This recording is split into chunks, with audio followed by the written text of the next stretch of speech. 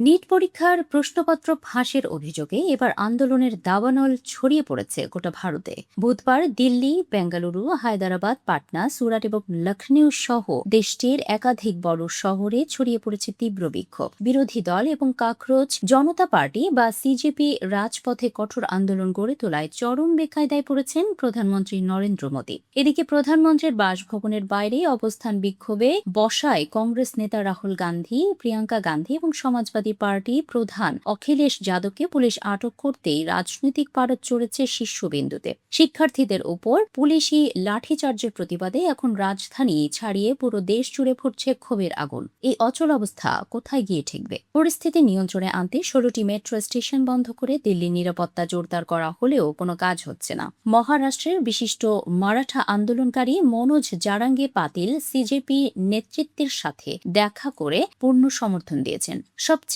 ভয়ঙ্কর পরিস্থিতি তৈরি হয়েছে উত্তরপ্রদেশের লখনউতে। সেখানে বিজেপি এবং কংগ্রেস সরাসরি মুখোমুখি সংঘাত মিছিলে নেমেছে।